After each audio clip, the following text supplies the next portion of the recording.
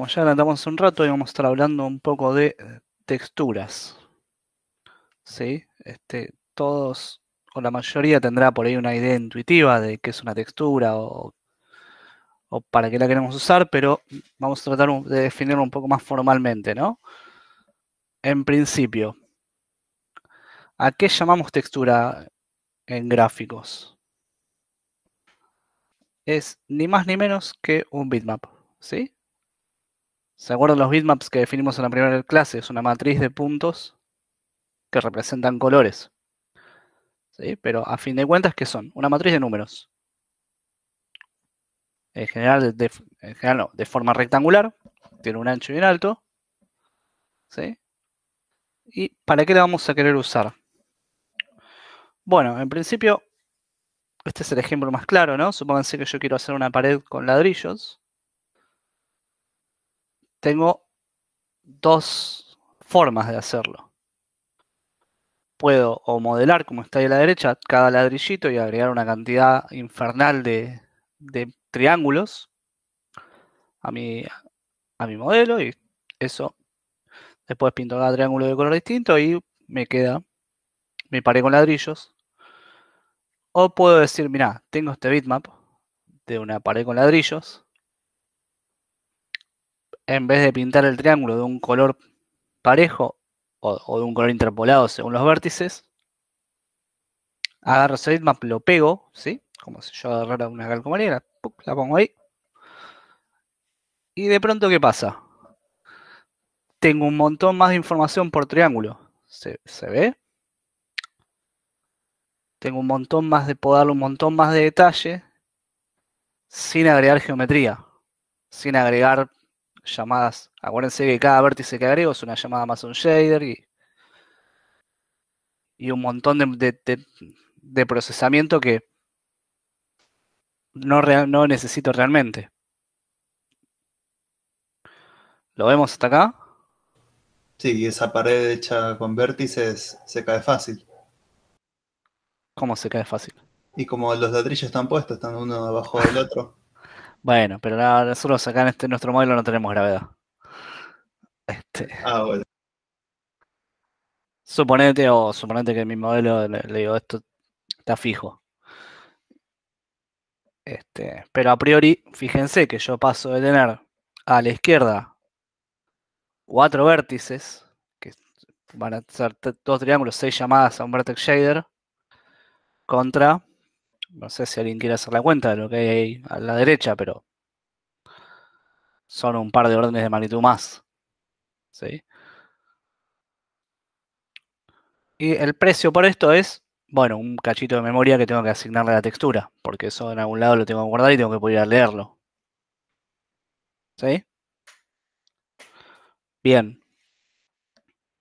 Entonces, tenemos nuestra idea de textura, que es un rectángulo con píxeles, vamos a llamarlo ahora por a priori, ¿sí?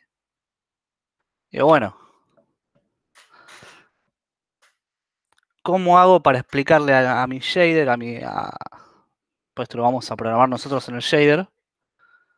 Decirle, ok, ¿qué parte de esto tenés que tomar? ¿A alguien se le ocurre cómo podría hacerlo?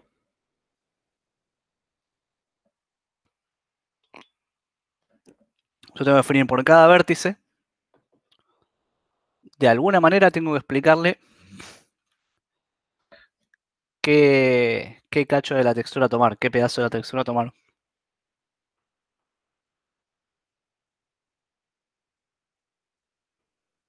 ¿Nadie? Bien. Lo que hacemos es definir algo que se conoce como coordenadas de textura, ¿sí? Que son ni más ni menos que coordenadas cartesianas en el plano, ¿sí? Se las denota con letra U y B, como sería X e Y en un plano normal de los que vimos en matemáticas de toda la vida. Y van de 0 a 1, donde 0 es 0, 0 sería la esquina de arriba a la izquierda, 1, 1 sería la esquina abajo a la derecha, ¿sí? Entonces defino para cada vértice mi par de coordenadas de textura. Esto me va a delimitar un pedazo de la textura, que es el que tengo que mapear a mi triángulo. ¿Sí? Vamos hasta acá. Sí.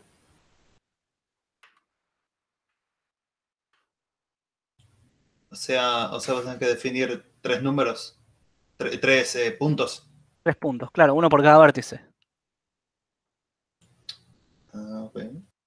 Ahora, ¿qué va a pasar? ¿No? Si yo tengo, supónganse, vamos a hacer el caso más fácil. Supónganse que V1, o sea, 1 y V1 son 0, 0. Y U3 y B3 van a ser 1, 1, 0. ¿Sí? O sea, me quedaría acá mi triángulo. Vamos a dibujar. Me quedaría una cosa así, supónganse. ¿Qué valor va a llegar al pixel shader cuando yo quiera hacer este pixel de acá? Para la coordenada de textura, ¿no? Supónganse que esto es 1, 0.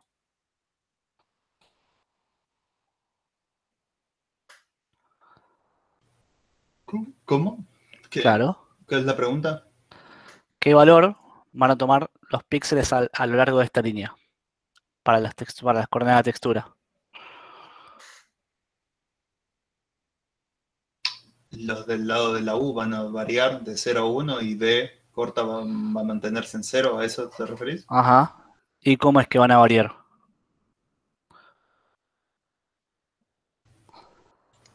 Linealmente. Obviamente, ¿por qué? Porque eso pasa por la... Federico, ¿ibas a decir algo? Interpolación, iba a decir. Exacto, Lo que usamos con el color. es lo mismo que pasa con el color, es lo mismo que pasa con cualquier cosa que yo paso a través, desde el vertex shader para el pixel shader, ¿sí? Bien. Entonces, a priori, esto lo que va a hacer es nos va a ir dando, cuando lleguemos al pixel shader o al fragment shader, lo que nos va dando van a ser valores que van a ir variando dependiendo de cuán lejos esté de mis vértices, ¿sí?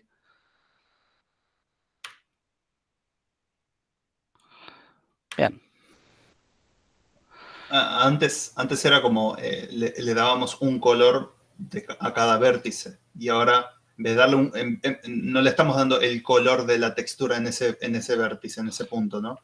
Le estamos dando como que empiece No, desde acá le estamos mientras diciendo se va interpolando. dónde ir a buscar ese valor. Estamos diciendo, vos tenés una textura, ¿dónde tenés que ir a buscar ese valor? Ahora vamos a ver un poquito más en detalle, ¿sí? Pero bueno, en principio, yo les dije, va de 0 a 1 el valor, ¿no? ¿Por qué va de 0 a 1?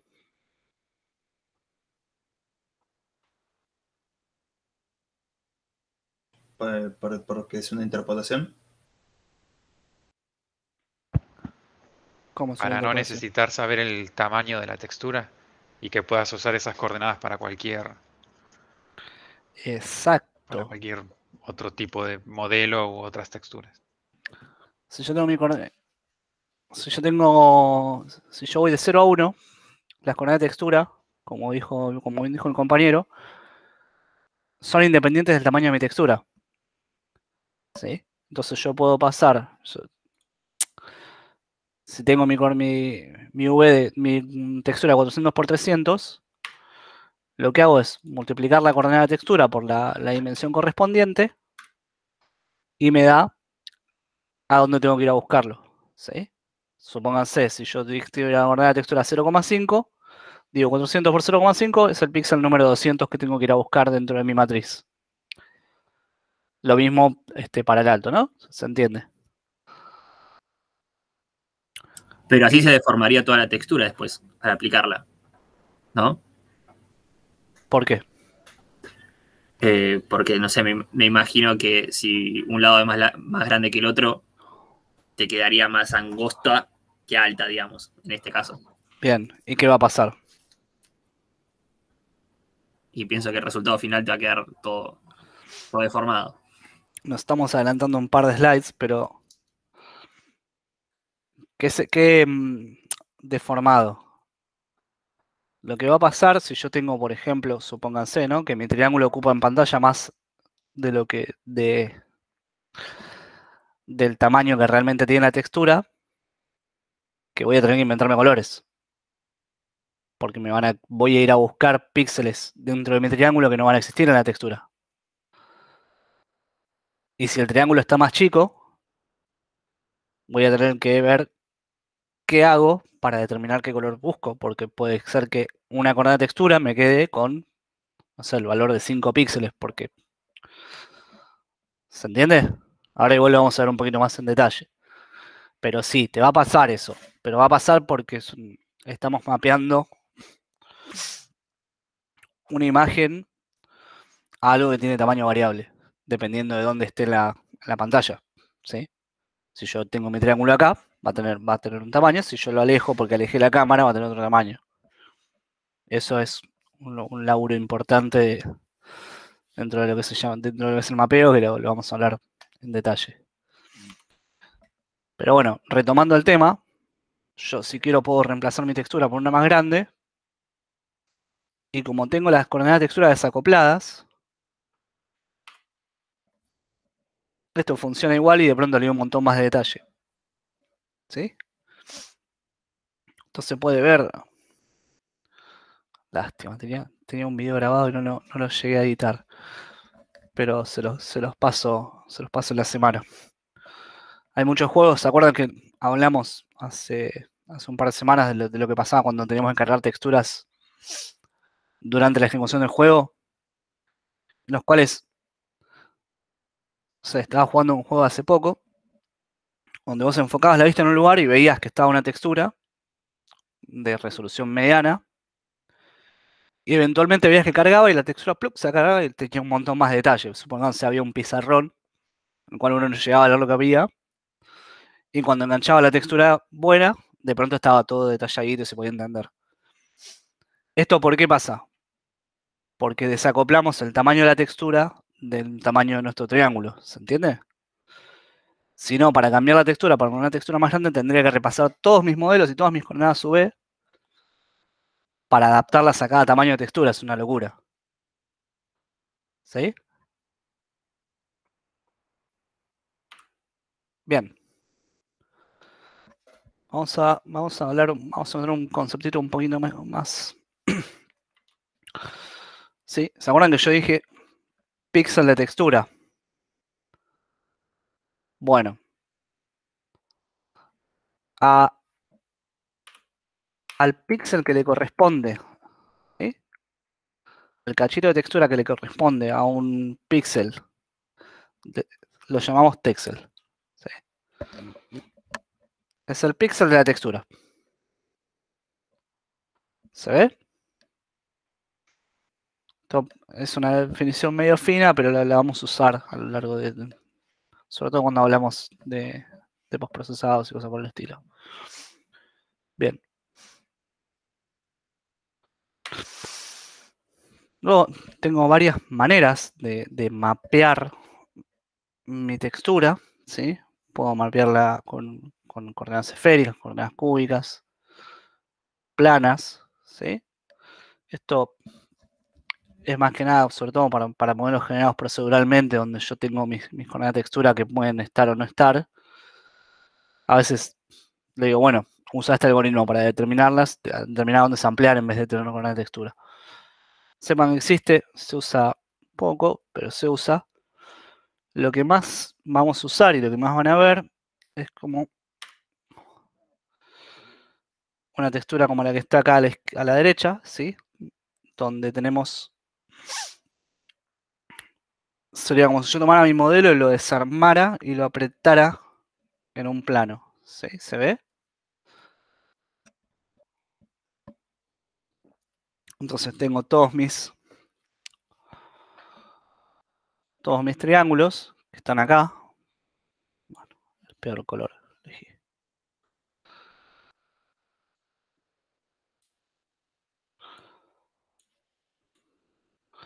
Ven como por ejemplo acá tengo un triángulo que sería el de por acá. ¿sí? Entonces esto generalmente lo que hacen es un artista 3D, nosotros pinta el modelo con herramientas especiales para diseño y después mediante un proceso que se conoce como Avi Unwrap, lo va como desarmando y generando una textura que nosotros después vamos a ir importando, ¿sí? Esto es un proceso bastante complejo porque depende de dónde quiera dar más detalle el artista, va a ponerle más definición y va a hacer que el polígono final, que el pedazo final de textura que ocupe sea más grande, y en otros lugares donde por ahí no necesita tanta definición, lo va a achicar. Fíjense en esta textura acá arriba a la derecha, que la cara del personaje ocupa muchísimo, el ojo es gigante, y en cambio el pantalón, que después en el modelo ocupa mucho más tamaño, está hecho chiquitito. ¿Por qué? Porque no necesita de tanto detalle, ¿sí? Lo que necesita de detalle es la cara, que es lo que se ve, que es lo que generalmente vamos a prestar atención. Nada, hay un montón de pasos para esto. Nosotros en la materia no lo vamos a hacer. Sepan que si están en la industria lo va a hacer un artista y les va a dar la textura, les va a decir, tomen, esto está así. A lo sumo se abrirá para tocar alguna que otra cosita, pero no mucho más. ¿Sí? Entonces, hasta acá llegamos, tenemos nuestra textura. Y queremos ir a buscar el texel que le corresponde a mi píxel. Al proceso de ir a buscar un texel a una textura se lo conoce como sampling, ¿sí? O muestreo. ¿Sí? Yo quiero tomar una muestra de esa textura. Supónganse que yo tengo esta textura súper básica, ¿sí? Que tiene 4 píxeles, 4 colores. Lo de afuera está para mostrar, pero en principio nuestra textura sería el cuadrado adentro.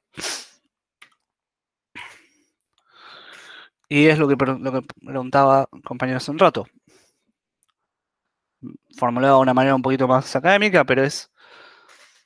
Ok, la matriz es discreta. Yo tengo posiciones enteras. Tengo el lugar en el punto 0, el color en el punto 1 y así. Ahora, cuando yo tengo que tomar una muestra de acá, ¿cómo decido a dónde caigo? ¿Sí?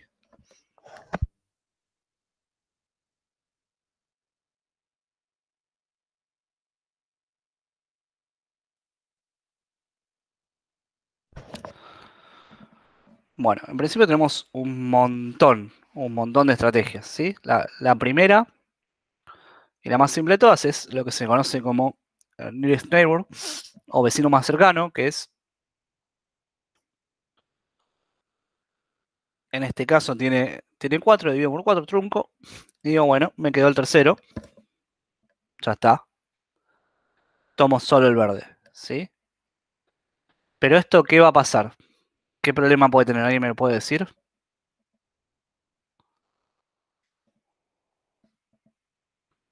Si tomo los píxeles así como vienen de la textura, ¿qué va a pasar cuando mi triángulo sea más grande que la textura en pantalla? Se debería ver como cuadrados. Exacto. Perdería resolución. Se debería ver como cuadrados. Si alguien jugó algún juego de PlayStation 1, por ejemplo, o los viejos, creo el primer Doom, cuando uno se acercaba a las cosas se veía como los cuadrados así gigantes del píxel. ¿Sí? Eso pasa por esto, porque estaban tomando derecho lo que como venía. Entonces, la primera solución a esto es lo que se conoce como linear sampling, ¿sí? Que es decir, en vez de tomar un píxel de mi textura, tomo 2 y hago un promedio ponderado, depende de cuál esté más cerca, ¿sí? Más cerca significa sería más cerca del punto central, si lo vamos a poner de alguna manera. ¿sí? Y esto ya hace que la transición entre píxeles, sobre todo cuando estoy muy, muy cerca, vaya siendo como un fundido, ¿sí? Empieza en un color y se vaya mezclando con el otro color hasta que eventualmente es todo el color que le sigue. ¿Sí? Esto hace que quede como un difuminado y es mucho más suave a la vista. ¿Sí? De acá, la próxima iteración de esto es decir, bueno, pasamos a bilinear sampling, que es tomar los 4. ¿Sí? En vez de tomar 2, tomo 4 y hago el promedio ponderado. Generalmente lo que hago es tomar de vuelta varios algoritmos, pero lo que a veces se hace es tomas estos dos, te va a dar un color, tomas estos otros dos, te va a dar otro color, y de acá recién sacás el color final, ¿sí? Como pueden ver, cada método de sampleo un poquito más sofisticado ya me empieza a tomar mucha más cuenta.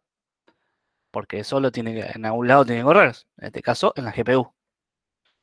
¿Sí? Pero la diferencia es bastante significativa. No sé si llegan a ver ahí. A la izquierda está Nearest Neighbor, que es el primer método. Ven que se ve los píxeles. ¿Sí? En cambio, a la derecha, de pronto empiezo a ver como un difuminado. Parece un poquito más aceptable, más real, por decirlo de alguna manera. ¿Sí? No es un... Bien, hasta acá. Está como más borrosa. Claro, porque lo que hace es ese efecto de suavizar la transición para que no se vea el corte duro. La realidad es rara vez uno se encuentra en la vida real, ¿no? Una transición así dura de un color a otro, salvo que no sé, estés pintando algo en particular, pero vas a la naturaleza, no suele pasar eso. ¿Sí? Y nos da como un efecto mucho mejor cuando te vas acercando a triángulos con textura. ¿Mm? Bien. Lo próximo. Addressing modes. O modos de... Sí, addressing modes. No me acuerdo la traducción. Pero en principio, esto sirve para cuando nosotros tenemos coordenada textura que se van de los límites de nuestra textura, ¿sí?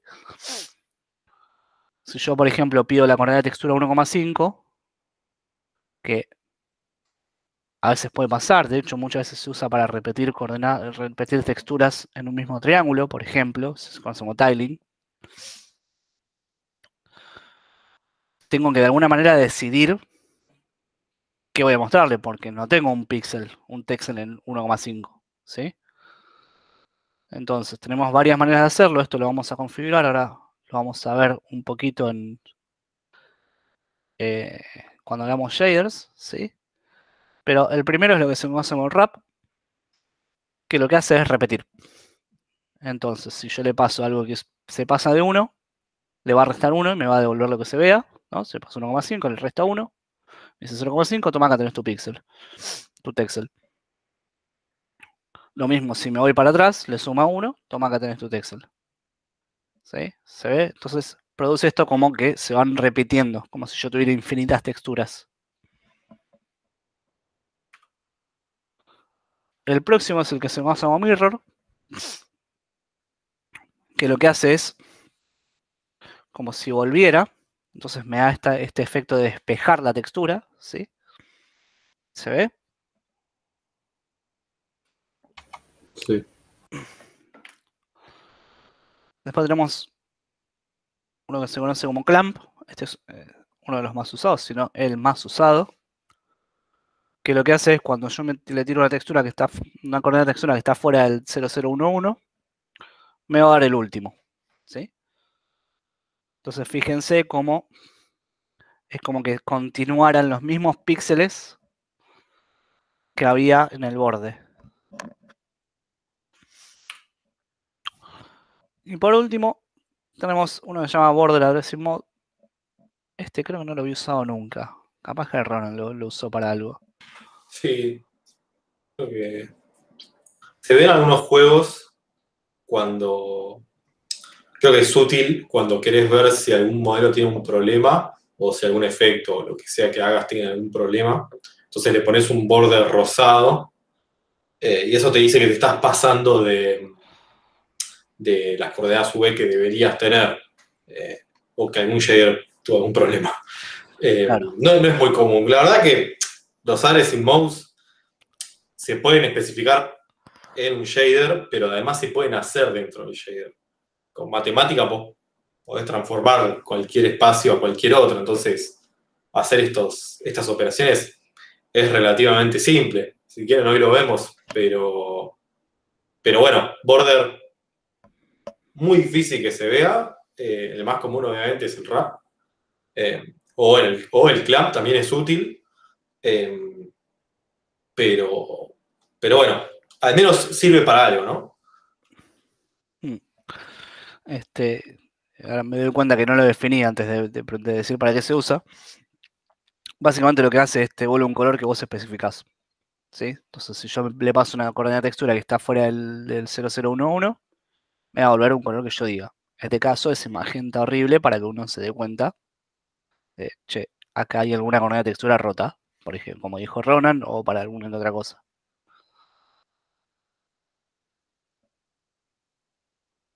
Bien. Hasta acá, vamos. Sí, sí. Bien, vamos a hablar un poco ahora de lo que se conoce de texture filtering, ¿sí?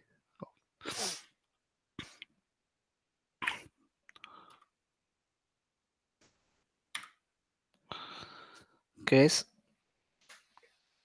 ok, de pronto tengo, como habíamos hablado al principio de la clase, tengo mi textura, que dependiendo de dónde esté, puede pasar de, no sé, mi triángulo si está muy lejos, puede ser un solo píxel todo el triángulo, a ser, no sé, un par de miles si estoy cerca, pegado a la pantalla, ¿sí? Se ve acá, yo por ahí, mi textura tiene todo este detalle del tacho. Sí, esto es un modelo en el cuarto piso de Medrano, en algún momento lo vamos a volver a poner en Monogame.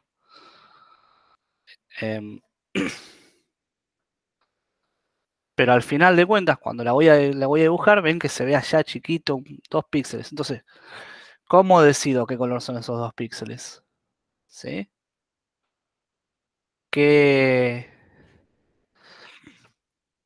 se les ocurre que puedo hacer?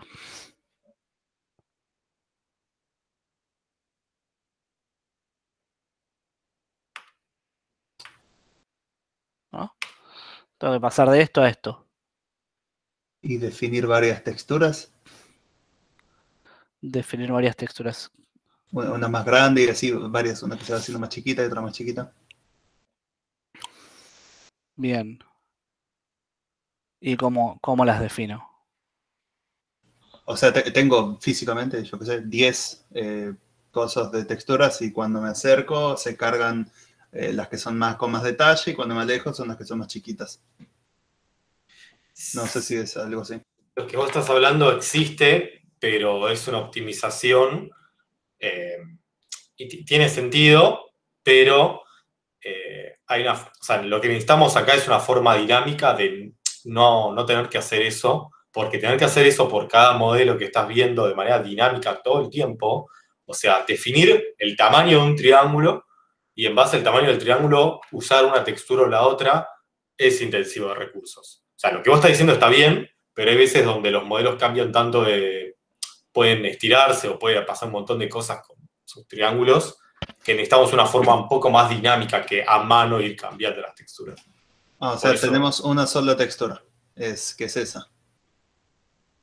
Es una única textura la que tenemos. Sí, pero en lo principio lo que vos planteás existe, se llama texture streaming y se hace para que el espacio en VRAM de textura no sea tan grande. Por ejemplo, estás viendo algo a lo lejos y no querés tener un espacio, no sé, qué sé yo, no querés tener una textura de 4K, que es de 4096 por 4096 cargada en VRAM para algo que está totalmente lejano. Entonces lo que haces es unas técnicas de texture streaming que te permiten cargar y descargar texturas de manera dinámica para hacer eso. Esto no es lo que vamos a explicar ahora.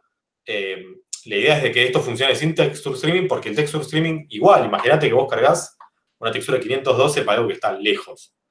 Y en realidad terminás viendo 20, 40 fragmentos de esa cosa que está lejos. Pero vos decidiste que tiene una textura de 512. ¿Qué haces ahí? Bueno, por eso nace esta técnica que es anterior al texture streaming y más importante.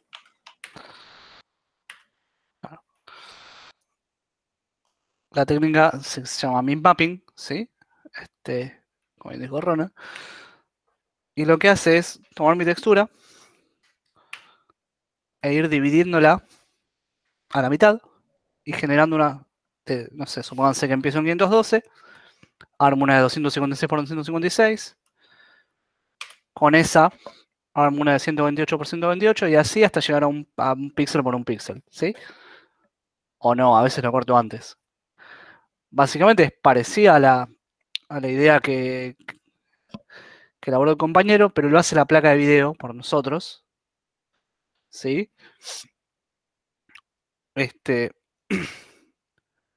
Y con el costo de un poco más de memoria, creo que es...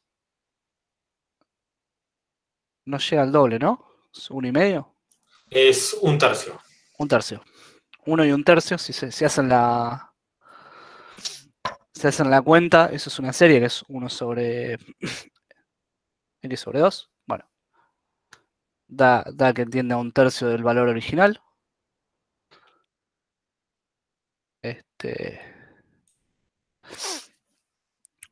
Y nos va a dar que el filtrado ya preprocesado, ¿sí? Entonces, yo si de pronto tengo que ir a buscar para un triángulo mucho más chiquito, no tengo que hacer toda la cuenta de agarrar todos los píxeles de mi textura e ir haciendo los promedios ponderados hasta llegar abajo, sino que ya directamente ya sé cuál va a ser por acá, ¿sí? Digo, bueno, tomo este y agarro un píxel de acá. ¿Se entiende? ¿Por qué? ¿Qué otra cosa va a pasar si yo no tengo texturas más chicas? Supónganse que yo uso esta textura grande, ¿no? Entonces de pronto estoy sampleando acá. Me va a dar un blanco. Ahora de pronto me muevo a penitas y va a quedar por acá. Porque acuérdense que esto está siendo muy chiquito. ¿Sí? Un movimiento así acá va a ser un montón en la textura grande. Entonces lo que va a pasar es que va a ser inestable numéricamente y va a empezar a variar mucho de colores según dónde quede esa coma flotante de la posición. ¿Sí? Cosa que nosotros no queremos porque se ve horrible.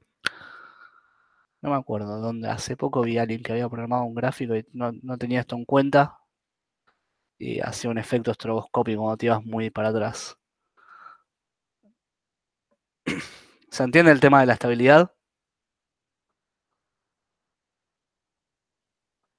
Porque acuérdense que yo estoy usando linear filtering. Voy a tomar a lo sumo 4 píxeles de mi textura. Después hay métodos que toman más, pero nunca voy a tomar el minmap de la derecha de todo. Tiene información de todos los píxeles, ¿sí? Está ponderado por todos los píxeles porque lo fui haciendo de a poquito. Cosa que, si lo hago en tiempo real, se me cae a pedazos. Y si no lo hago en tiempo real, lo que voy a estar tomando son pedazos de la textura que por ahí no son significativos. Entonces cambiarías memoria por procesamiento, digamos. Ya Claro, sí. lo procesas. En realidad, min mapping es, creo que, una de las pocas técnicas de optimización que, bueno, en realidad ya está soportada por la placa de video, no es que hay que hacerla a mano, solo que hay que habilitarla, pero es la única técnica de optimización que mejora la visual y la performance al mismo tiempo. O sea, dando un poco de memoria, que es el 30% del tamaño de las texturas, que en las que habilitemos esto, mejora la performance y la visual. Porque si hiciéramos esto en real time se vería muy mal. Y mejora la performance porque no tenemos que hacer todos esos cálculos para calcular el fragmento final.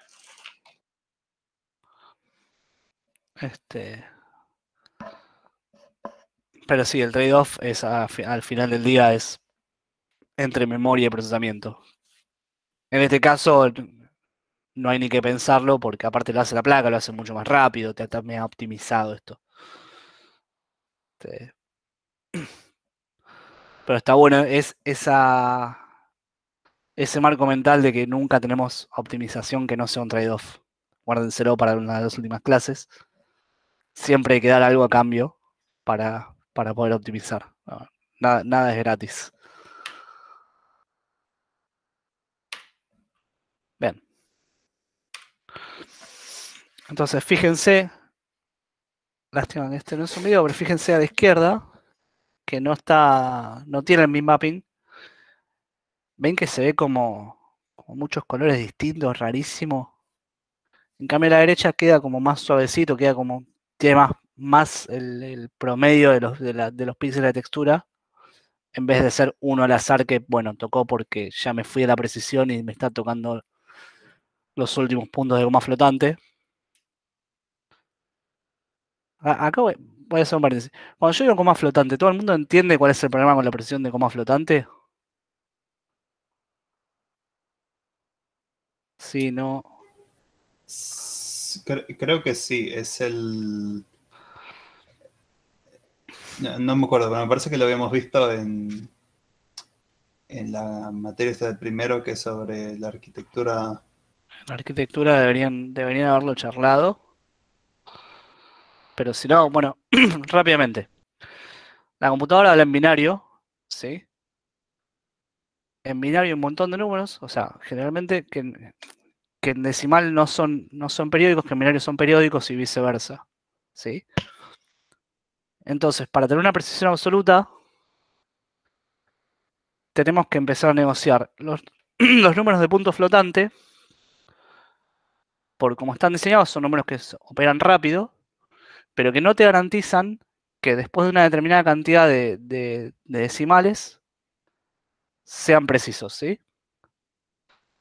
Entonces, ¿qué pasa? Cuando nosotros usamos esos decimales,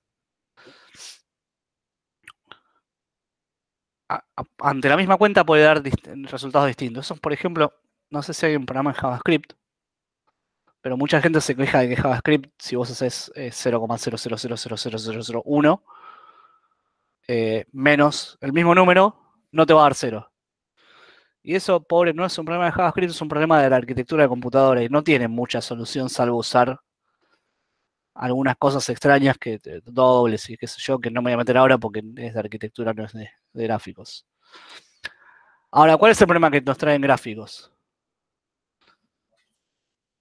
Que cuando nosotros estamos haciendo cuentas que se van a números muy chiquitos, ¿sí? Empiezan a ser inestables. ¿Qué quiere decir inestables? Que no nos van a dar el mismo número dos veces. ¿Por qué? Porque se perdió precisión y el procesador no te asegura que en números tan chiquitos vaya a ser preciso cuando vos operás. Entonces pasa lo que está pasando acá a la izquierda, ¿sí? Que se empieza a mover. De hecho, si viéramos un video, eso de atrás se vería tipo lluvia de televisión vieja. ¿Vieron? Pues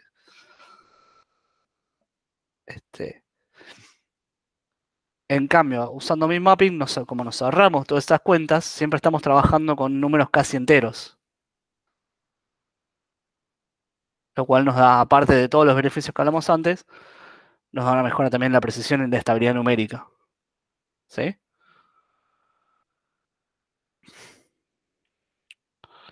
¿Estamos hasta acá? Sí. Perfecto. Nada, si a alguien le interesa, busquen coma flotante, que seguramente Wikipedia lo tenga explicado mucho mejor de lo que yo le acabo de explicar, pero es algo que nos va a afectar durante toda la cursada. Bien, otros métodos de sampling que ya son un poco más avanzados. Trilinear sampling, ¿sí? Que hace bilinear sampling, pero en vez de en un nivel de minmap, lo hacen dos minmaps, ¿sí? En los dos más cercanos. y los promedia. Esto hace que quede aún más suave la transición entre un color a otro. Nada, le aumenta la visual. Y el último, lo que se conoce como filtrado anisotrópico o anisotropic filtering, ¿sí? Que no solo tiene en cuenta el tamaño del triángulo, sino que también tiene en cuenta el ángulo con respecto a la pantalla, ¿sí? Entonces es una especie de mid papping, pero simula diferentes inclinaciones. No sé si se llega a ver. Esto con un par de cuentas y un algoritmo un poco más complejo, que no viene al caso porque lo hace la placa, hace que se vean mucho más nítidas texturas en casos donde el ángulo contra la pantalla es muy, muy plano, ¿sí? Como por ejemplo en esta pista de aterrizaje, ven que allá al fondo se empieza como a ver todo difuminado. Si yo le pongo filtrado anisotrópico, tiene en cuenta eso y lo corrige.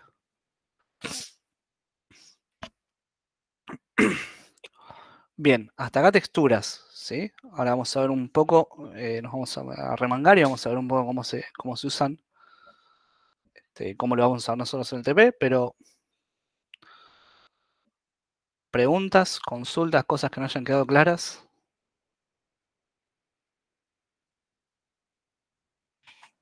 No me acordaba ese de cómo entrar a tu dragón.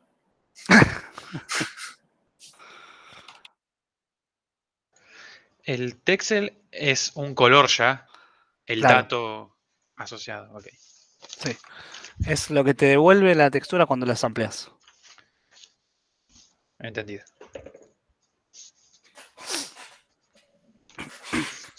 Pero sí, es un color, que a fin de cuentas es un número. Sí. Claro, ya no incluye, no tiene ni las coordenadas ni ninguna otra información. No, Es no. directamente el color. Ahora lo vamos a ver, pero yo básicamente en el shader llamo una función que le digo para estas coordenadas de textura. Y esta textura dame el color. Y te vuelve un color. Que es un Listo. array de 4 posiciones. Entendido. O de 2 o de 3, depende cómo haya definido tu textura, ¿no? Si tu textura es monocromática, vas a tener un solo número. Si es RGB, vas a tener 3. Si es RGBA, vas a tener 4.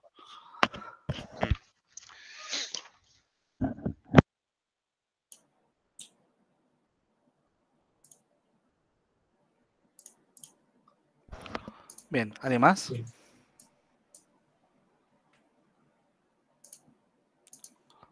¿No? No. Bueno. Vamos a la siguiente parte. Shaders. ¿Sí? Quizás el corazón de la materia y el corazón de gráficos en líneas generales. Yo la semana pasada detallé 2 tipos de shaders. ¿Quién me dice cuáles eran?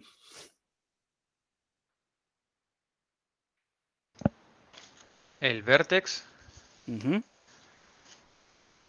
y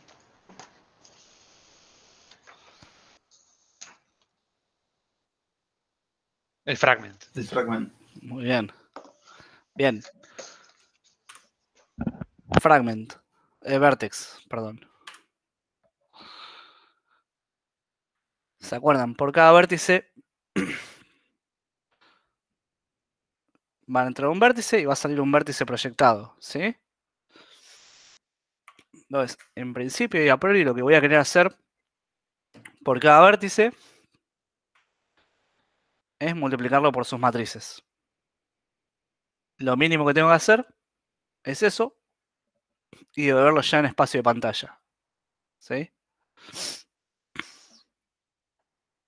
Salvo para casos muy particulares y procesados y cosas especiales que la vamos a ver más adelante, tengo que hacer esto siempre. Si yo ya sé que mis vértices vienen en espacio de pantalla, no lo tengo que hacer, pero es muy raro. ¿Sí? Son casos particulares donde yo sé que lo que le estoy mandando está en espacio de pantalla. Sí, lo otro que puedo hacer es también propagar. ¿Qué le digo? ¿A qué le llamo propagar? Agarrar cualquier dato que yo tenga en el vértice y pasarlo para que eventualmente llegue al fragment shader, ¿sí? Entonces, dato puede ser color, puede ser una textura como vimos recién, puede ser un vector normal al vértice. ¿sí? O cualquier cosa que yo quiera ponerle. A la placa de video mucho no le interesa, lo va a agarrar, lo va a interpolar y va a llegar al fragment shader.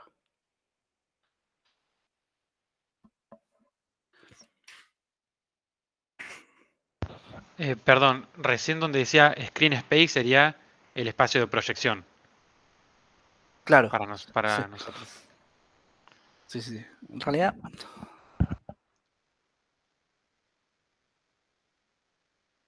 sí, es espacio de proyección. No voy a meter más ruido por ahora. Hay una pequeña diferencia, pero no interesa. Bueno, eso se lo damos. Entonces, devolvemos del vertex shader nuestros vértices ya interpolados, ya proyectados, y todo lo antes que queremos que interpole. Esto pasa por todo el pipeline y eventualmente llama al fragment shader. ¿Sí? Al fragment shader le van a entrar ¿qué? Los atributos interpolados.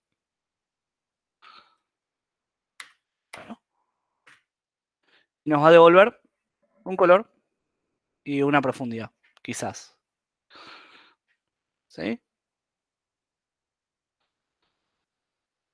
Y esto, por supuesto, como ya dijimos antes, se va a ejecutar en paralelo, siempre de a uno por instancia, no tengo acceso a priori a los demás.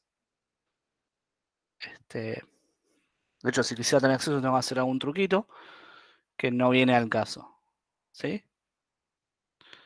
Hasta acá conceptualmente los entendimos. Vamos. Lo vimos.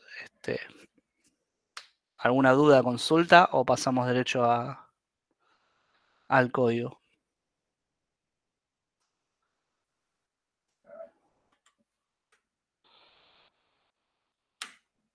Pasamos derecho al código entonces. Ronan, ¿querés mostrar vos o muestro yo? Ah, yo muestro. No. Sin problema, dame un segundo. Sí, señor. Lo que vamos a ver ahora es un poco más de shaders. O sea, primero lo básico para que puedan cargar un modelo y puedan aplicar una textura. Después vamos a ver alguna cosita de shaders un poquito más avanzada. Y por último, algo un poco más avanzado que eso. Ahora es muy seguro.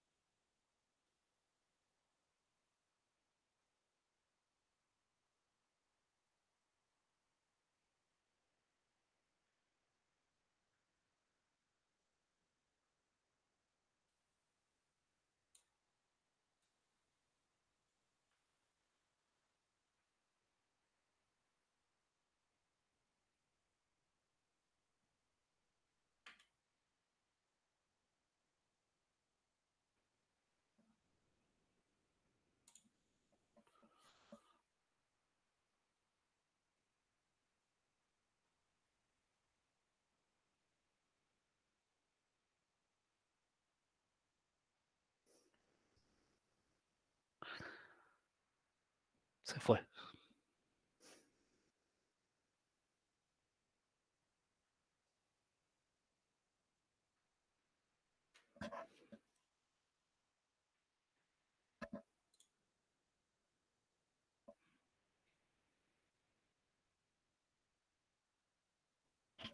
Ah, estaba muteado. ¿Deberían poder ver ahí?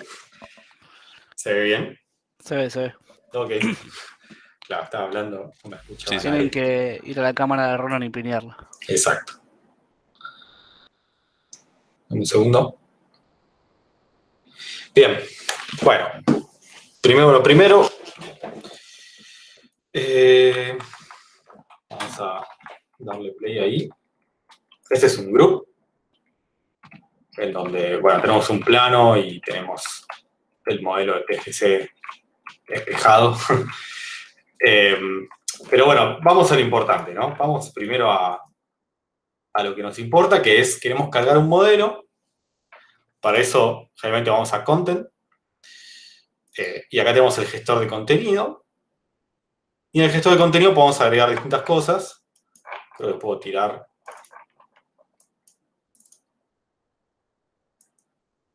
esto acá.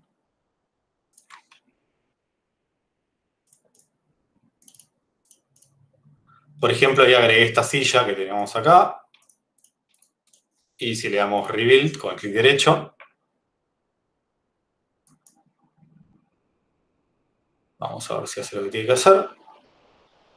Bueno, fíjense que en este caso no me encontró el modelo, no me encontró la textura. Pero bueno, puede pasar, no importa.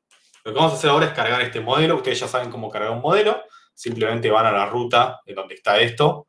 En este caso está en Models, Share. Bien. Una vez cargado el modelo, pueden... lo que podemos hacer es asignarle un efecto. Y un efecto, recuerden que es una colección de shaders. Nosotros vamos a asignarle un efecto a cada parte que tiene. Voy a ver si esto así como está funciona. Quizás sea muy grande, quizás sea muy chico. Bueno, está súper grande la silla. Voy a dejar de dibujar el plano solo para que se vea bien la silla.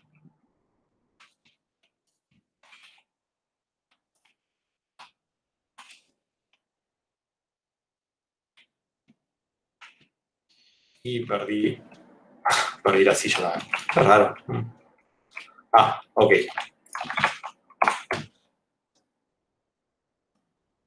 Bien, ahí tenemos la silla. Probablemente su TP se ve así. Van a ser modelos sin textura. ¿Cómo le agregamos textura? Bueno, primero sabemos que esto tiene un shader asociado, ¿sí? En este caso, voy a borrar algunas líneas que quedan por acá colgadas. En este caso, el shader asociado es este, que es el Basic Shader. Y se ve más o menos así, ¿no? Es un Vertex Shader que lo que hace es proyectar de posición de modelo a posición de proyección. Y saliendo de esto, el Pixel Shader dibuja con un color, ¿sí? Lo interesante es que podemos cambiar este color de manera dinámica y todo va a cambiar en el momento. Por ejemplo, no sé.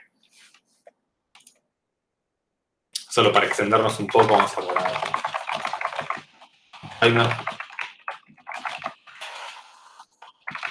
Y no sé si animamos cosas dentro del shader, ahora que no recuerdo, pero vamos a este timer sumarle.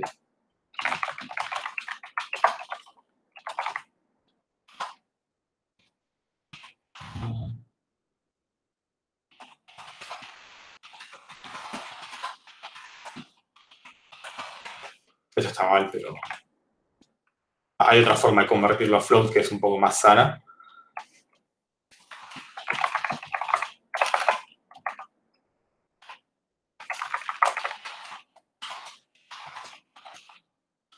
Piense conmigo un segundo que vamos a ver qué hace esto.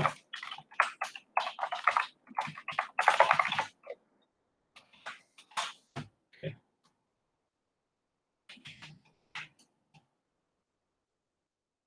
No está haciendo lo que estoy esperando que haga.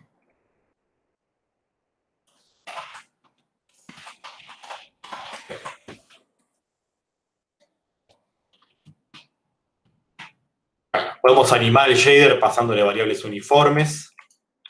En este caso lo que hicimos fue pasarle un color que es rojo, y el rojo está medido según el tiempo, y el tiempo está tomado con un módulo de 1. Eso hace que el tiempo vaya de 0 a 1 siempre.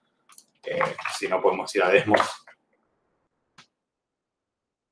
y verlo acá. Y básicamente estamos haciendo esto, ¿sí? Estamos haciendo una función que sube de 0 a 1 todo el tiempo. Infinitamente, ¿sí? O sea, no, esto no corta en ningún punto. Bueno, saliendo un poco de esto, ya tenemos el modelo, ya podemos dibujarlo, ya podemos darle color. Vamos a buscar darle textura ahora. Hay dos formas de darle textura. O sea, en realidad, la forma de darle textura es la misma, pero lo importante es que el modelo puede venir con textura o vamos a tener que cargarla a mano. En cualquiera de los dos casos es súper simple. Cuando recorremos un modelo para buscar sus meshes y para buscar sus partes de meshes, generalmente esto ya viene con algo que se llama Basic Effect. Que el Basic Effect, hablamos al principio de la clase, era algo que... O sea, es un shader súper grande que tiene monogame y que está viviendo por ahí. Y tiene como demasiadas funcionalidades, por eso no queremos que lo usen. La idea es usar el... Que no se puede usar en el TP. No se puede usar el TP y la idea es que no lo usen porque tiene un montón de cosas que ni deberíamos usar. La idea es que las podeen ustedes. Entonces, una vez cargado el modelo, ustedes pueden entrar al modelo que ya viene con Basic Effect. Perdón, ¿qué es lo que no se puede usar? El Basic Effect de Monogame. ¿Qué significa eso? Cuando cargas un modelo, te viene con un efecto default de Monogame. La idea es que ustedes lo pisen por su efecto propio, ¿sí? Por ejemplo, acá cargamos un efecto, ¿sí? Y le estamos aplicando este efecto a todas las partes de nuestro modelo. Esto ya está en TGC Group. O sea, va en el template de este Monogame TP. Ya lo tienen en este. Solo tienen que hacérselo a cada mesh que carga. ¿Y cuál es el efecto que pisaríamos? El que usarían es el que tienen acá puesto, ¿sí? Este que se llama Basic Shader. Simplemente tienen que cargarlo. Creo que ya está cargado en TP. Simplemente tienen que asignarlo de esta forma a cada modelo. Ok, perfecto. Gracias. No, nada. Ahora, cuando asignamos el efecto a cada parte del modelo, si no me equivoco, esto tenía unas partes con efectos. Este es el árbol de debug, ¿sí? O sea, acá básicamente podemos ver qué tiene cada variable. Y acá podemos ver si tiene textura o no esto. O sea, esto ya viene con un efecto. El efecto con el que ya venían los modelos, a veces tiene que cargar la textura y a veces no. En general, los modelos que damos de la cátedra siempre tienen que cargar la textura. Solo tienen que ir a buscarla, ¿sí? ¿Cómo vamos a buscar la textura? Bueno, primero debugueamos para ver si está. Y si está, esto debería tener mesh part. Debería tener un efecto. Esta parte es engorrosa, pero solo van a tener que hacer una vez. Estamos a Basic Effect.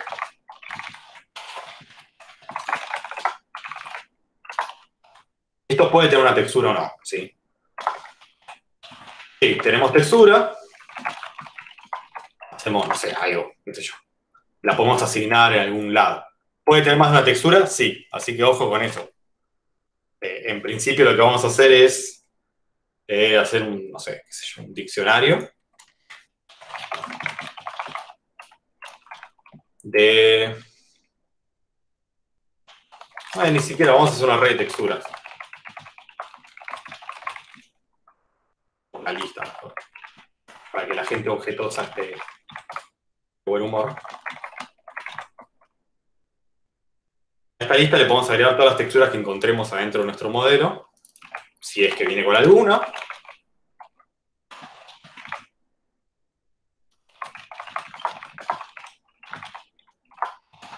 Bien.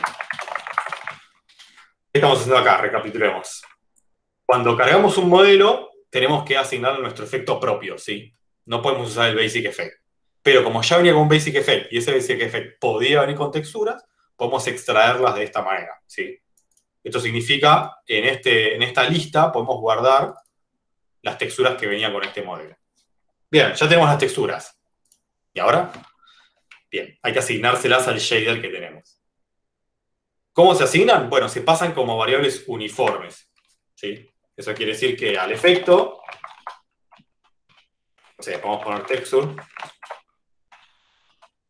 set value, y le ponemos cada textura. ¿Sí?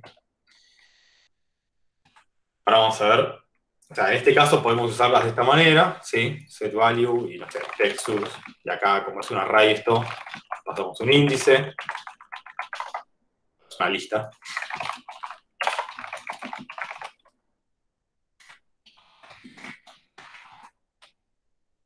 Esto creo que no funciona bien porque puede haber modelos sin textura. Pero bueno, es un problema un poco más complejo. O sea, la textura en este caso puede ser nula. Vamos a preguntar si la textura es nula.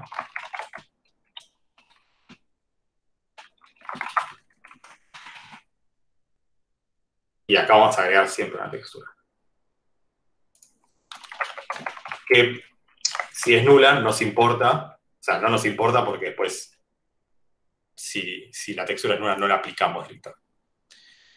Bien, ¿qué quiere decir esto? Agarramos de los modelos que cargamos, rescatamos las texturas que tienen y después las aplicamos de esta forma. Ahora, ¿ya está? No. Ahora hay que definir en el shader cómo vamos a buscar esas texturas. Por suerte, nosotros no lo tenemos acá. Esta parte es molesta y bastante copy-paste, así que pueden ir a Visual Studio, abrir samples y ver cómo se samplea una textura. Yo lo voy a hacer porque no me lo acuerdo, como no ven.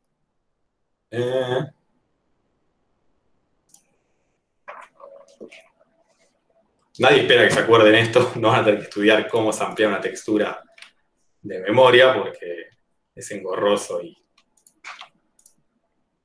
y no queremos eso. ¿Abrir el mismo proyecto? No, listo.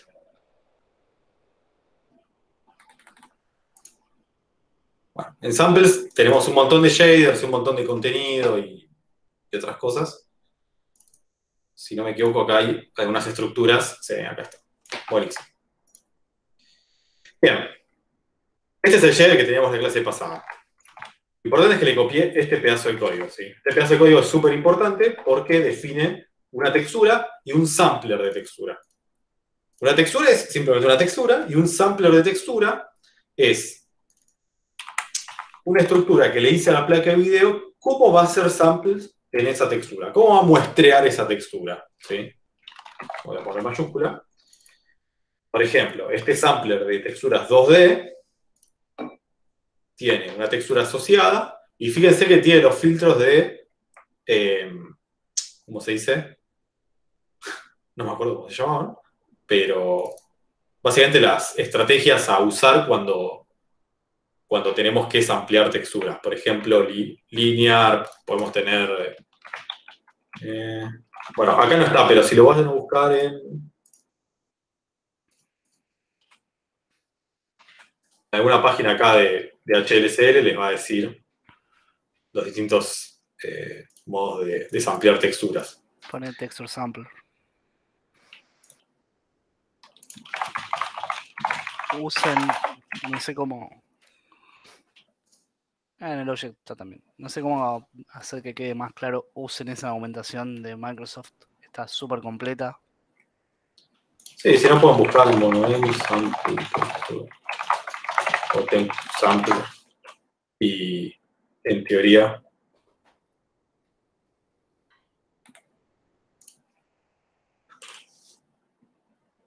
Bueno, este tiene linear, clamp y Sarasa, pero si ustedes ponen, creo que wrap debería funcionar, o mirror, también debería funcionar. No me acuerdo cómo era para cambiar este Daniel Neighbor, se los debo, pero están los nombres por ahí en la documentación. Lo importante es que esto le dice a la placa de video cómo va a hacer sample sobre esta textura. Entonces, lo que interactuamos en la aplicación es con esta textura que se llama acá Model Texture. ¿Sí? De esta forma. Y dentro del shader interactuamos en realidad con el sampler. ¿Sí? Bien, ¿cómo interactuamos con el sampler? ¿Cómo decimos en nuestro shader? ¿En qué shader? O sea, ¿cómo le decimos en nuestro shader, fragment shader en este caso, que queremos devolver el color de la textura? Bueno, primero que nada, hay que recibir las coordenadas de textura, ¿sí? De cada vértice. Y también sacarlas, o propagarlas, ¿no? Esto quiere decir que cada vértice va a venir con un... ¿Cómo se dice? Con un float 2, que sean las coordenadas de textura, que viene del vertex buffer, y en este caso lo va a propagar, ¿sí? Entre un float 2, que tiene, no sé, se puede ver como algo que sea, no sé, 0,3, 0,6, o no sé, 0,7, 0,2.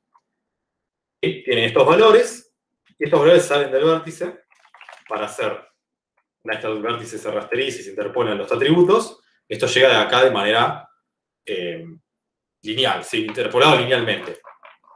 Entonces, por ahora lo que vamos a hacer es algo bastante loco. Es ver nuestras coordenadas de textura, ¿sí? Nosotros podemos decir al pixel shader, mostrame las coordenadas de textura. De esta manera. Vamos a ver si compila. No creo, pero...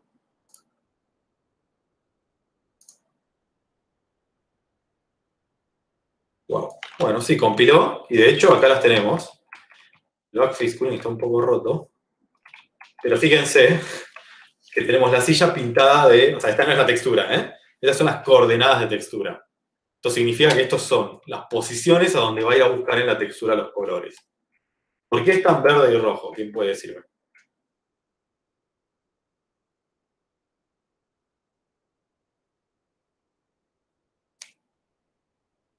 Espera, repetí un segundo. Bien. En vez de mostrar la textura, lo que hicimos en este shader fue mostrar las coordenadas de textura. ¿Por qué están verde y rojo? Porque las coordenadas son en 2D. Digamos, el primero sería el red, mueve los red, y la segunda coordenada mueve todos los green. Bien. Perfecto. Sí. O sea, las coordenadas de textura están definidas en un espacio 2D, así que básicamente vamos a ver verde y rojo si las mostramos en nuestro shader. Lo que voy a hacer ahora es prender el backface cooling. Perdón, esto no debería estar así. A ver si se arregla. Ahí está. Mejor. Ahora lo que sí vamos a hacer es aplicar la textura. Vamos a presentar una operación que se llama, vamos a decir un float 4, ahora les explicamos por qué. Se llama text2d. Text2d es una operación que recibe un sampler y también recibe unas coordenadas de textura. En este caso, vamos a usar las coordenadas de textura interpoladas de nuestro vértice. Si devolvemos este color así como viene, vamos a ver qué pasa. En principio, está bien asignada la textura. Bien. ¿Qué hace text2d? Text2d va a buscar a la textura un punto en 2 dimensiones que le pasemos, ¿sí? Como esta operación corre para cada fragmento, ¿sí?, de pantalla, va a ir a buscar a la textura según unas coordenadas que le pasemos. En este caso, las coordenadas de textura. Y nos devuelve un float 4 porque es un color en RGB y A. Podría ser cualquiera de esas. O sea, podemos usar cualquiera de esas. Vamos a probar, de hecho, con una operación, no sé, que hace esto de RRRR.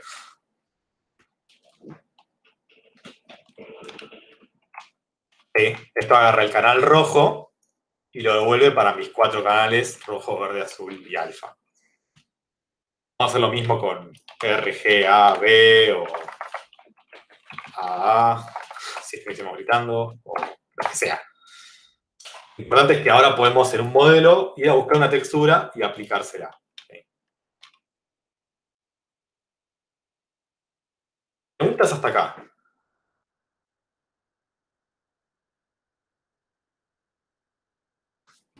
Perdón, no me había quedado Sí. claro por qué te había salido como la silla rota. ¿Cuál era? ¿Se había generado el error? Rota, a ver, perdón, rota sería con los colores en rojo y verde, o rota sería Sí, cuando hiciste la primera prueba con el color rojo y verde. Bien. Y de ahí, no, la verdad que lo hiciste muy rápido, no sé qué hiciste. ¿Esto? Y se fue eso. Claro, Bien. cuando estaba así, estaba como en el medio, como si estuviera rota. Ah, Y eso que después, estaba no sé roto. qué Sí. ingresaste. Sí. Son 2 cosas distintas. Que estaba roto significa que, recuerden, hay una operación de la placa de video que lo que hace es descartar triángulos según para dónde estén sus caras. Por ejemplo, si los triángulos tienen las caras salientes hacia la cámara, puede descartarlos o no, o si las tiene entrantes, puede descartarlos o no. Antes estaba mal puesto eso, estaba puesto en entrantes, significa que estamos viendo las caras de adentro de la silla. Y eso hace generalmente que los modelos se vean bastante mal, se van a dar cuenta si pasa. Lo único que tienen que hacer es aplicar estas líneas, ¿sí? De hecho, pueden hacerlo en una sola línea. Acá tienen rasterizer state. Cool none significa no descartes ningún triángulo que vaya para ningún lado. Counterclockwise es el más común porque Me parece que es más estándar. Y clockwise es al revés, ¿sí? O sea, en sentido de las agujas del reloj, en sentido contrario a las agujas del reloj, o no descartes. Creo que el estándar es este. Igual depende de la API gráfica y otras cosas, pero ahí está. Si nosotros le poníamos el otro, ¿sí? Va, no funcionaba bien. Va, o no se veía bien. Y esto es importante saber que es un comando que le estamos mandando a la placa de video, ¿sí? O sea, esto es algo que está en el command buffer y simplemente lo estamos poniendo ahí y estamos cambiando el estado de la placa de video diciéndole, che, dibujá con los triángulos para tal lado. No sé si- Buenísimo, buenísimo. Bien. Podemos no quedarnos ahí y hacer otra cosa. O sea, por ejemplo,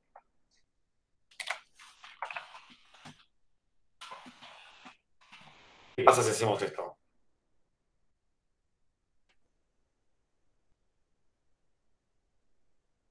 Estamos agarrando el color de la textura, hacemos uno menos y devolvemos ese color. ¿Qué significa eso?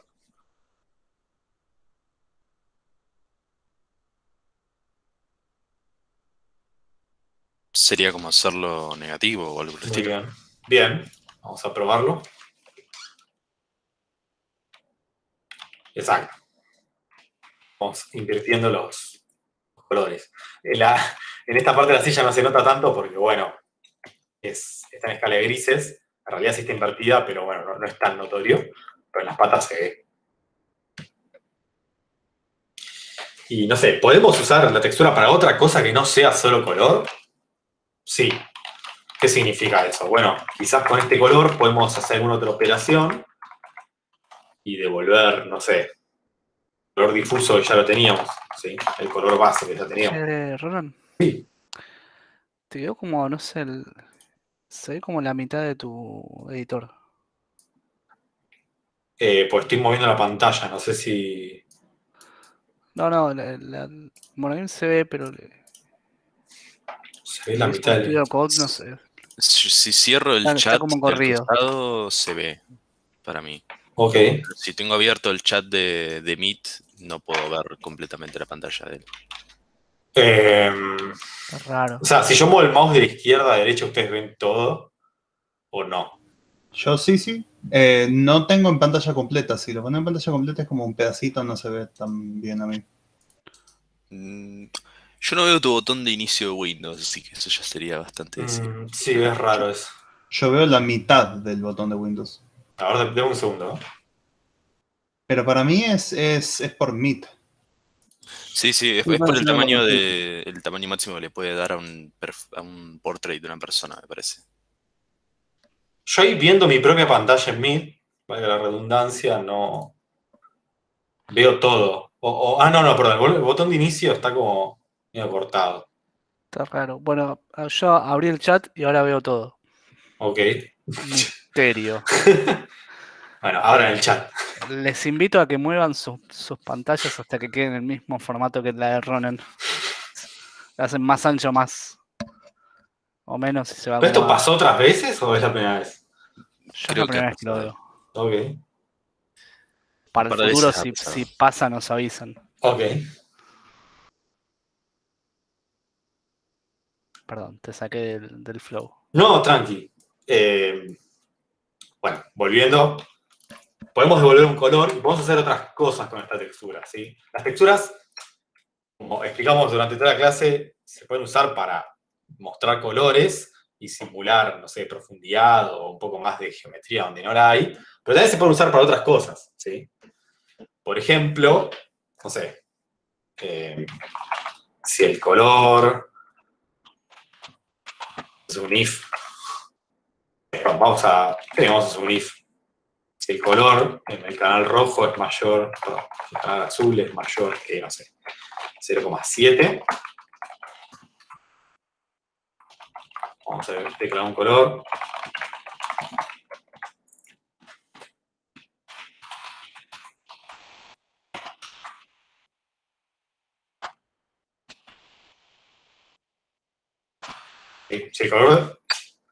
Si si el canal azul de la textura que estoy sampleando es mayor a 0,7, ¿sí? Recuerden que esto va de 0 a 1, invertimos la textura, invertimos el color base que nos viene. Esto ya metí un error. Ok, ya encontré. A ver ahí.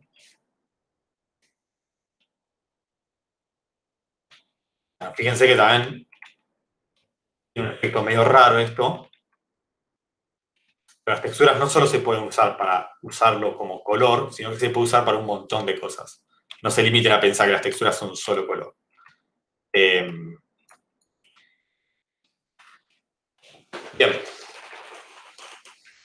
Esto sigue titilando, me pone un poco nervioso.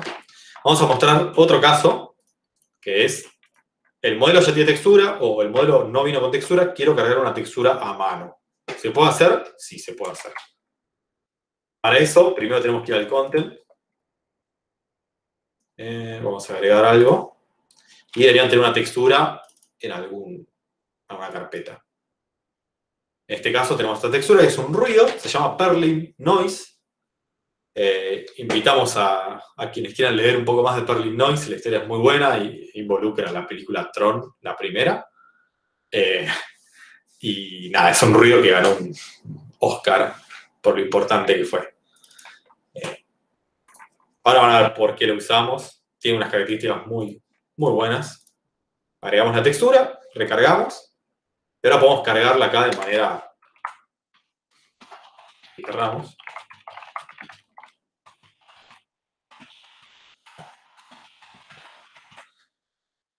Como cargamos la textura, de la misma manera que cargamos todos los recursos.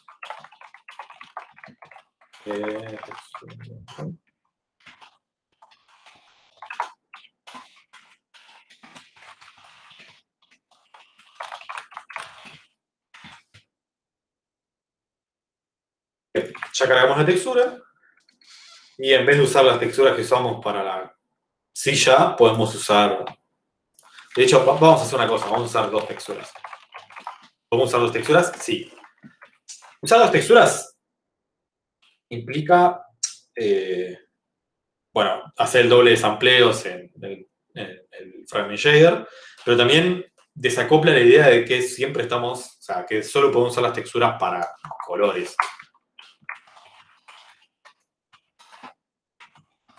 Podemos usar texturas como ruido para hacer algún efecto en particular, o podemos usar una para color y otra para ruido, o podemos usar varias para color y mezclarlas. Se pueden hacer un montón de cosas. En este caso vamos a poner una textura más. Tenemos que definir otra textura en el shader. Y otro sampler.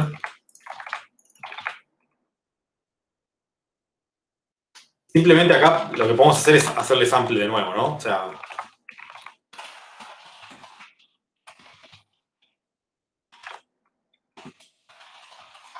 acá tenemos el valor de dos texturas para un mismo píxel de pantalla. Y podemos usar, no sé, qué sé yo. Podemos definir que nuestro color de salida es el color de la textura base. Y ahora hacemos esta operación según, no sé, según nuestro ruido. Que funciona esto. No lo encontró. Textos.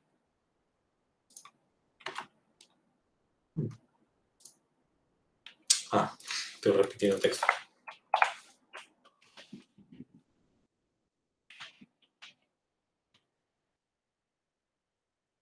Ya no se ve tanto el efecto, pero vamos a darle un poco más de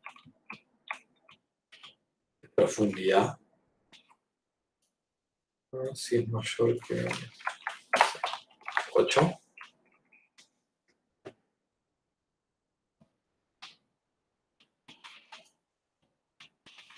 Hoy no es mi día. Vamos a probar con 0.5. Ahí está. Bueno, podemos ver que la textura de ruido está haciendo una operación sobre la otra textura. Y esto está modificando el color, ¿sí? Podemos usar distintas texturas que tengan distintos valores y distintos colores que nos sirvan para distintas cosas. Y todo eso nos sirve como entrada en el Pixel Shader para hacer distintas operaciones. ¿Qué más podemos hacer? Por ejemplo, vamos a hacer algo un poco más copado. ¿Cómo desplazar esto? ¿Qué pasa si desplazamos nuestra jornada de textura? Por ejemplo, por el tiempo. No sé si pasamos el tiempo, sí. ¿Qué pasa si lo desplazamos? O sea, tenemos unas coordenadas de textura que van de 0 a 1. Ahora van a pasar a estar a, no sé, T más 1, por ejemplo. ¿Qué puede llegar a pasar? Va a tener un efecto de movimiento, ¿puede ser? Sí, depende también de qué. O sea, ¿qué pasa si me paso del 0 a 1? ¿Qué es lo que me dice que ir a buscar?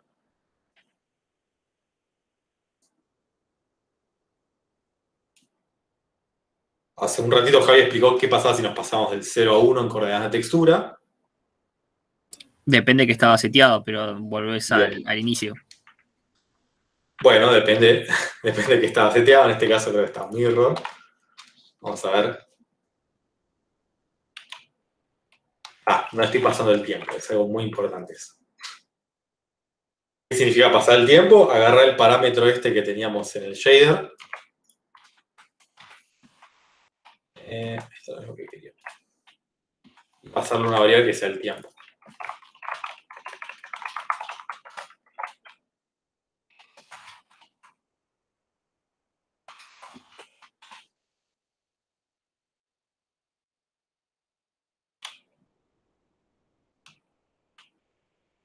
Bueno, está teniendo un efecto medio raro, pero...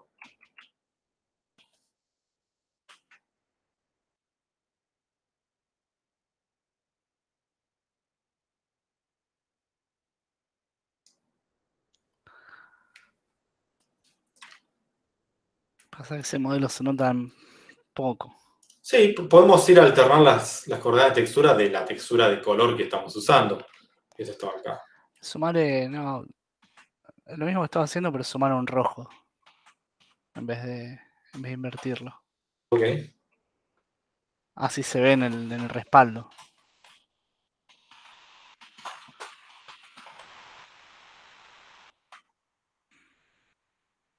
Sí. Esto no va a funcionar.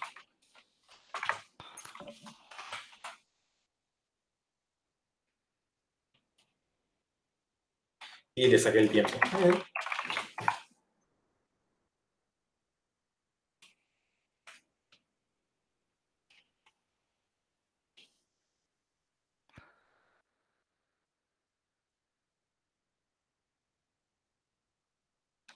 Bueno, estamos usando dos texturas acá, ¿sí? Una es para obtener el color y la segunda es para alterarlo.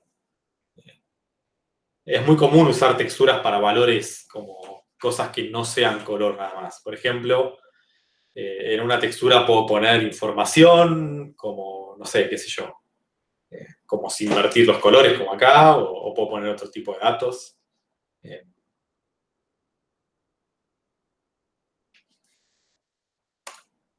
Bien.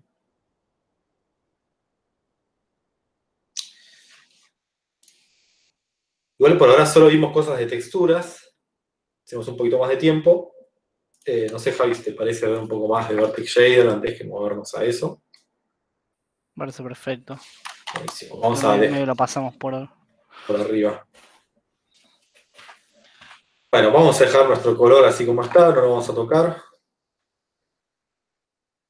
Ahí tenemos la silla. Lo que vamos a hacer ahora es hacer operaciones en el Vertex Shader, ¿sí? Antes estamos en el Fragment Shader, ahora estamos en el Vertex Shader. Operaciones en el Vertex Shader de cualquier tipo. O sea, ¿qué podemos hacer en un Vertex Shader? Y podemos hacer muchas cosas. Podemos tocar las posiciones de los vértices en cualquiera de sus espacios. Podemos alterar las coordenadas de textura, podemos alternar colores. Obviamente acá no tenemos decisión sobre el color final, solo tenemos decisión sobre los atributos de los vértices. Pero bueno, lo más común en el Vertex Shader, además de propagar y hacer operaciones simples, es tocar la posición de los vértices. ¿A qué me refiero con esto?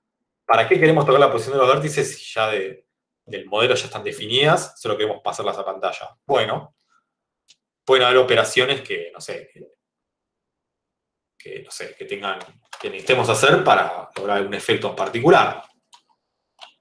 Por ejemplo, no sé, vamos a agarrar el input y agarrar la posición que viene así nomás del modelo, toma el i, ¿sí?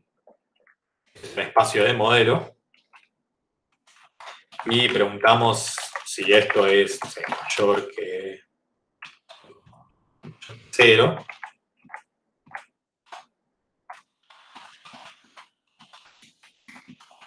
Pongamos 10. ¿Sí? Esto no tiene ningún sentido, pero vamos a ver al menos qué hace.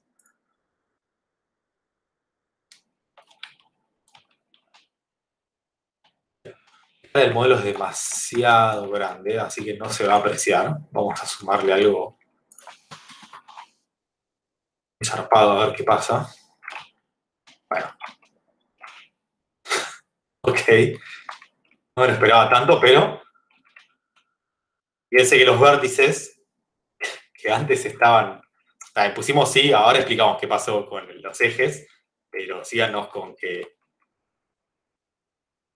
básicamente los vértices que estaban mayor a el eje, perdón, que el 0, les asignamos un valor mucho más alto y esto se estiró hasta quién sabe dónde.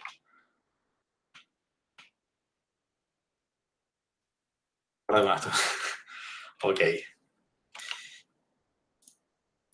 ¿Por qué si acá pusimos I? Esto claramente no está en el eje Y, está en el eje Z. ¿A alguien se le ocurre?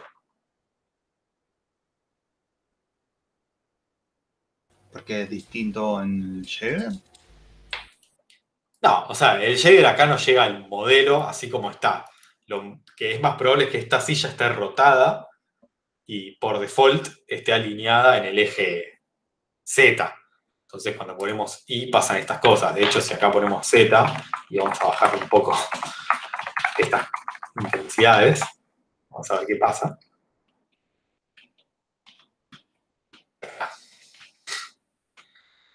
Voy a tener pesadilla con esto, pero... Inventaste el banquito de cervecería. Sí, me da un poco más de miedo. Pero fíjense dos cosas. Primero, vamos en espacio modelo, el modelo a veces viene rotado o trasladado, lo que sea, así que en este caso tengo que usar la Z para que pase esto. Y segundo, fíjense qué pasa con la textura.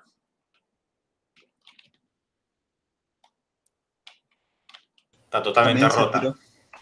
Sí, la textura se estiró porque la placa de video dice, bueno, acá tengo más fragmentos.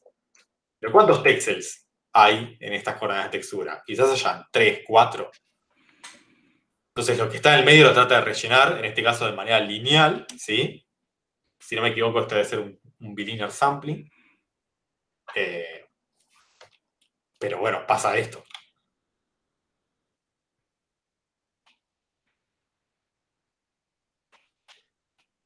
Bien, ¿nos quedamos ahí? No, vamos a hacer un poco más. ¿Sí? Empiezo con los senos del tiempo, que los voy a usar de acá hasta que termine la cursada. Vamos a usar el seno del tiempo, y esto puede animar los vértices, y básicamente va a hacer que la silla sube y baje de manera dinámica.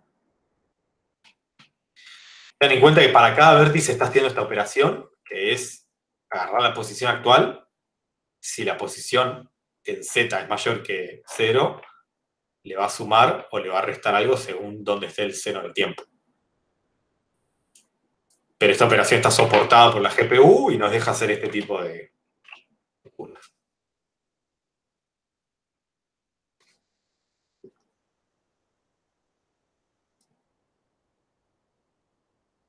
Bien, vamos un poco más allá. Creo que este es ejercicio de parcial, pero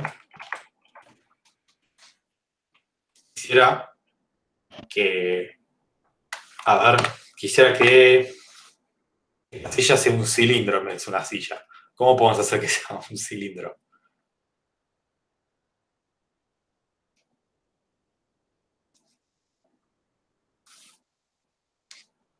sea, tenemos vértices, ¿sí? Posiciones en espacio de modelo. ¿Cómo podemos hacer que sea un cilindro?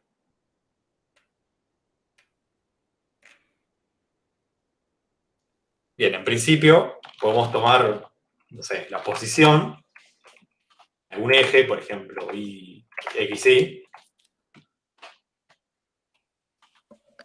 y aplicarle alguna operación a estos vértices para que la posición XY sea, no sé, como, qué sé yo, tenga forma cilíndrica.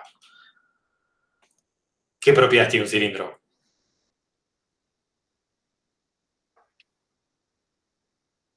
¿Es redondo? Desde un eje es redondo.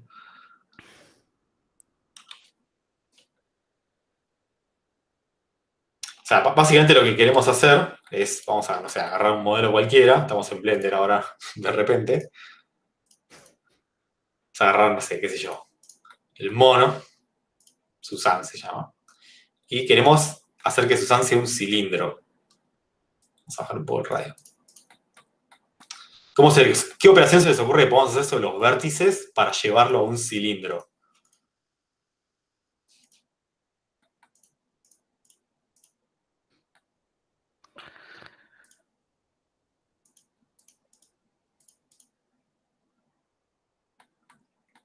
Quizás es un poco más avanzado, quizás toma un paso un poco más grande.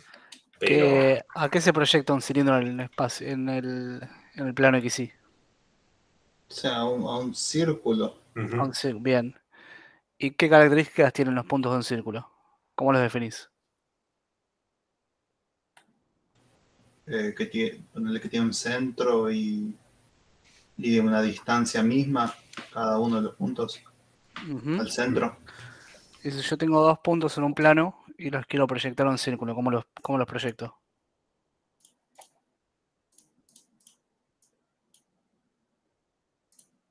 Y yo supongo que los movería a la posición donde deberían estar en el cilindro, pero no sé cómo pensarlo, no sé cómo hacerlo en código.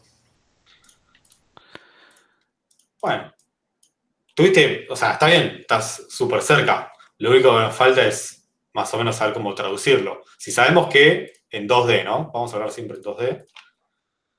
¿Podemos sabe- restarle la Sí. distancia que se pasó Bien, ¿que se pasó sobre qué, por ejemplo? sobre el radio? Bien, bien, bien. Para eso, ¿cómo calculamos la distancia que se pasó sobre el radio? Para un XY cualquiera, ¿no? Volvimos a álgebra o a análisis No, de... exacto. Los cuadrados. Piensen en función de la norma de un vector. ¿Qué representan 2 dimensiones de norma del vector?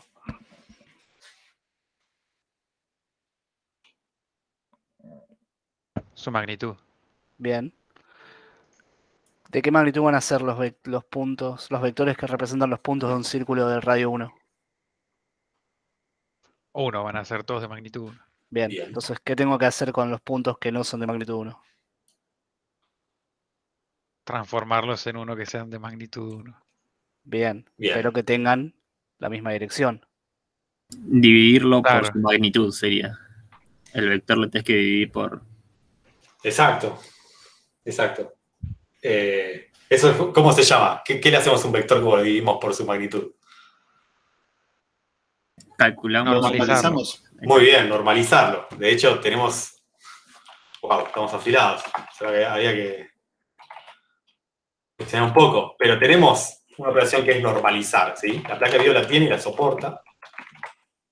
Y lo interesante de esta operación es que, o sea, normalizar, nosotros pensamos en normalizar ¿qué? Vectores, no imaginamos posiciones. Pero si tomamos cada posición como un vector que sale del cero y lo normalizamos, y eventualmente vamos a llegar a un círculo. Al menos en el eje XY en este caso, o XZ, o en donde quiera. Pero sí, vamos a ver qué hace esto. Quizás haga un círculo de radio muy grande, o es un radio muy chico. No pasa nada. ¿Cómo aumentamos el radio de esto? Multiplicándolo por el radio. Bien, vamos a multiplicarlo por 5, por ejemplo. No sé si esto va hacer lo que buscamos, pero sí. Sí, es efectivamente un cilindro. Quizá no tiene las tapas, pero al menos está contenido en un tubo. Bueno.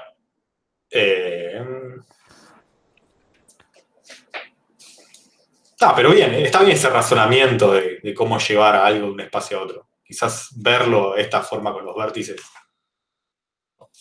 Un poquito más. Pero bueno, gran parte de esto es programar, sentarse y hacer shaders. Hay un montón de tipos de shaders distintos que hacen un montón de cosas.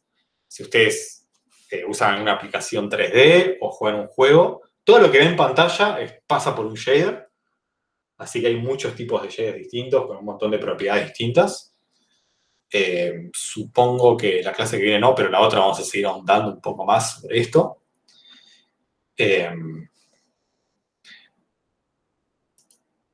Y algo muy interesante es que tienen en samples, ¿sí? El proyecto de ejemplos de la cátedra. Si carga. Es una especie de, ¿cómo se llama? De herramienta que se llama Shader Visualizer, que nos da esta cosa que se llama Full Screen Quad. Lo vamos a ver un poco mejor otras clases, pero tengan en cuenta que es un cuadrilátero en espacio de pantalla al que podemos modificar el shader en tiempo real. Sí. Por ejemplo, acá podemos poner 0. Guardamos si esto ya recargó el shader. Podemos ponerle 1, guardamos si esto ya recargó el shader. Lo que no tenemos acá es vertex shader tan preparado, porque al fin y al cabo los vértices acá no importan, son 4. Lo importante acá es hacer operaciones con el vertex shader, con el pixel shader y buscar valores. Por ejemplo, acá tenemos coordenadas de textura. Ustedes dirán, ¿qué puedo hacer con coordenadas de textura si no tengo un modelo? Bueno, se pueden hacer un montón de cosas. Por ejemplo, no sé. Vamos a hacer un círculo. Con coordenadas de textura, que acá sabemos que van de 0 a 1. Vamos a hacer un círculo. Vamos a volver un color blanco en cada uno de los canales. Vamos a hacer un círculo monocromático. ¿Cómo hacemos un círculo? Geométricamente, ¿cómo calculamos un círculo?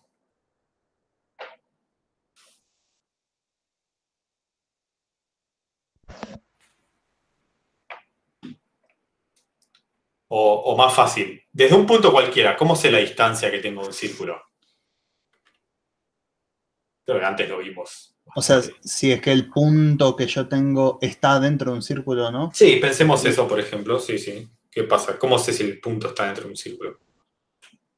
Tendría que fijarme, ¿no? Defino un centro y lo mismo. Suponete que el centro está en el 0, 0. ¿Y cuál sería el 0, 0? ¿Sería arriba a la izquierda? Bien, el 0, 0 acá lo estamos viendo. Es el negro, ¿sí? En este caso es el negro. Pero no importa, o sea, imagínate con centro 0, 0 para cualquier tipo de coordenadas. ¿Cómo hacemos un círculo? Teniendo 2 puntos, ¿no? O sea, perdón, x y un punto solo. Era que x al cuadrado más y al cuadrado tienen que estar menor al radio, al cuadrado. Entonces tengo que fijarme de que si la coordenada en la que está, justo, o sea, el x al cuadrado más y al cuadrado es menor a y el radio que yo defina. Y ahí, si está, le pongo un color negro. Bien, lo que vos estás diciendo es x al cuadrado más y al cuadrado es igual a, no sé, r separado, ¿no? Sí. Bien. Este cuadrado se puede pasar como raíz cuadrada, ¿o no? Sí. Bien. ¿Y esto qué es? Para un vector cualquiera. La normalización. Muy bien. Bueno, en realidad es la norma, sí. La norma, sí. tenemos la operación norma, que es len, que nos dice la longitud de un vector. Entonces, quizás si hacemos esto, al menos tenemos una función que nos dice 0 cuando la norma es 0 y va agrandando su norma hacia los ejes. Si quisiéramos centrar esto en... No estamos extendiendo, pero... Si quisiéramos centrar esto en el 0, 0, el 0, 0, o sea, de tal forma que esto es el 0, 0, y en X y en Y va subiendo, y acá es los ejes negativos, podemos hacer esto, ¿sí? Transformar un espacio de 0, 1 a menos 1, 1. Vamos a hacer esto y de esta manera tenemos un círculo.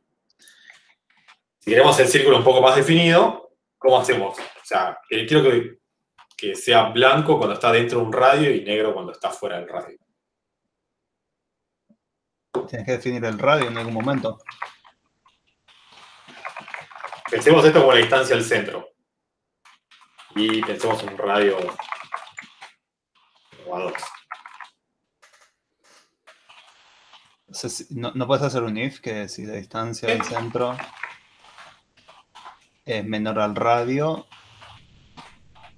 y white es igual a 1 o 0. Okay.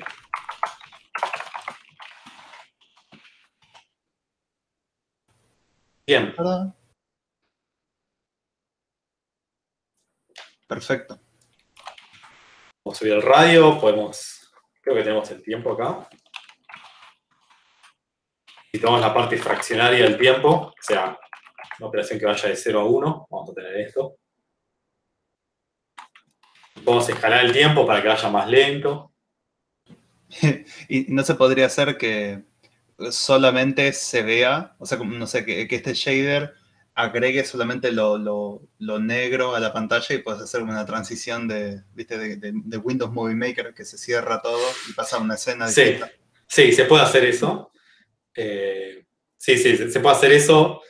Les dejo para que piensen cómo hacerlo, pero les diría igual que se enfoquen más en el TP y quizás no tanto a integrar ese tipo de técnicas que ya vamos a ver después cómo podemos hacerlas.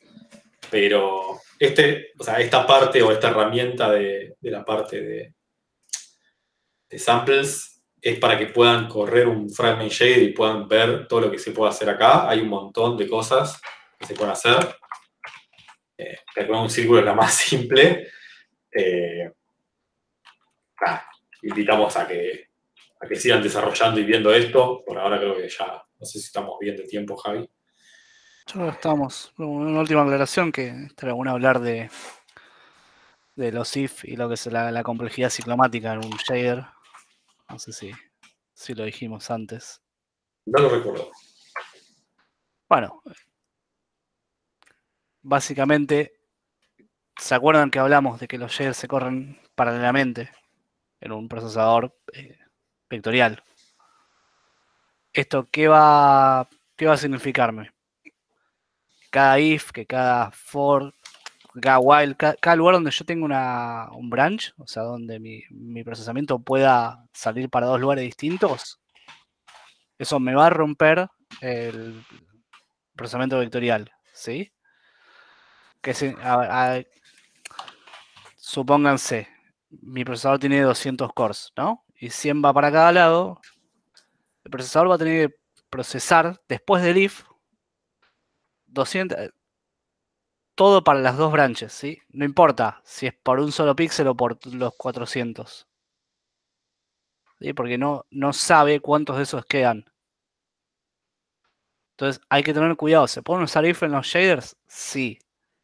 Ahora, en cuanto empezamos a anidar if y ponemos muchos posibles caminos, van a ver que la performance empieza a caer a pedazos. ¿Por qué? Porque los procesadores tienen que recorrer varias veces el shader para ver por dónde va cada uno de mis píxeles, en vez de correrlo una vez para todos los píxeles. ¿Se entiende? En este caso, como tenemos dos posibles caminos, lo va a hacer dos veces, en vez de una sola vez. Si tuviéramos un if adentro de ese, ya de dos posibles caminos nos iríamos a 4.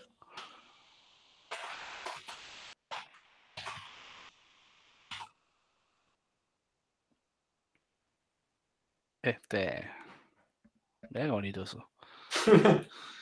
Hoy estuve mucho con círculos, ya no quiero más círculos.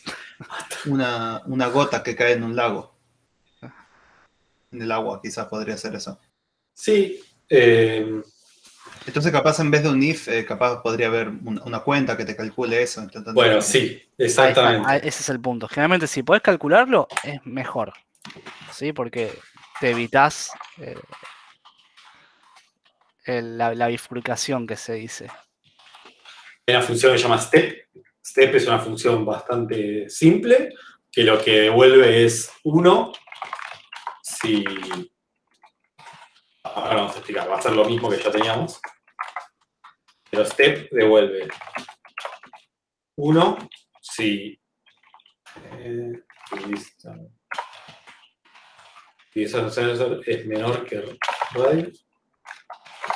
Y 0 si es mayor. ¿Sí? ¿Por qué se llama step? Porque es la función escalón. ¿Sí? Es la función escalón. O sea, simplemente que está, creo que invertida, no sé. O sea, simplemente es una función que devuelve 1 o 0.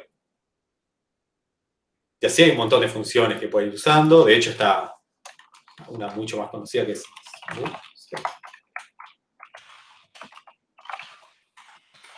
interpolación de una manera un poco más suave entre dos valores y el valor actual. No sé, las dejamos para que las investiguen, son muy buenas. Smooth se ha salvado muchas cosas porque te saca los bordes pixelados de las cosas. Hay que usarla bien igual, pero es bastante poderosa. Y así hay un montón. Ustedes estarán pensando, ¿para qué me sirve hacer shaders en un cuadrilátero de pantalla? Bueno, hay todo un estudio sobre esto y hay toda una comunidad que hace shaders en cuadriláteros de pantalla. Invitamos a que vean Shader Toy. No sé si querés pasar el link por el chat, Javi. Que es una comunidad que armó una persona llamada Inigo Quiles, que hace shaders hace mucho tiempo y es toda una comunidad basada en hacer shaders en cuadriláteros de pantalla. Se pueden hacer cosas muy locas. Piensen que hacer operaciones por cada píxel de pantalla es algo súper poderoso. O sea, es algo que no sé, tiene demasiada complejidad y puede hacer desde el shader más simple como un circulito hasta algo súper complejo. Pero bueno, ya al menos con lo que vimos hoy, o lo que venimos viendo, ya sabemos cómo cargar un modelo, aplicarle matrices para mostrarlo en pantalla, aplicarle shaders para transformar sus vértices y definir su color mediante un pixel shader o frame shader. Sí, una buena práctica es agarrar su TP, ponerle el shader que dice en el enunciado, que es solo de color, y cargarle la textura. Entonces sería un hola mundo de shader, de fragment shader bastante interesante.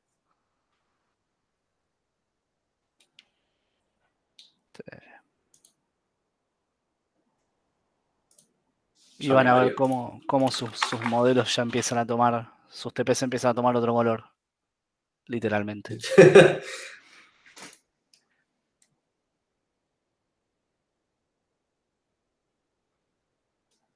Bueno, vamos a seguir ahondando en shaders, no lo vamos a dejar acá, porque es bastante central en la materia, pero eso, entre el trabajo práctico, sigan haciendo trabajo práctico y también vayan practicando shaders porque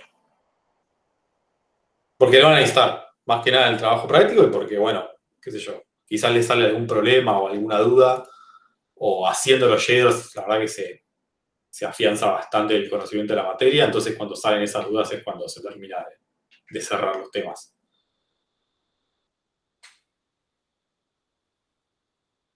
Consultas.